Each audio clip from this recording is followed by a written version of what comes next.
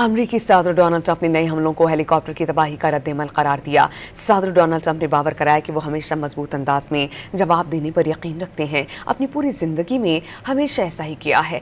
सदर Donald Trump ने यह भी कहा कि हमारे पास एक मुआहिदा था जो बहुत अच्छा था, यकीनन अब भी है। ईरान पर हमलों से कबल उन्होंने कहा था कि हेलीकॉप्टर पर बहुत ज़्यादा सख्त और ताकतवर हमें जवाब देना चाहिए। हेलीकॉप्टर की तबाही हमारी जानिब से एक जवाब था जो बहुत सख्त और बहुत ताकतवर है।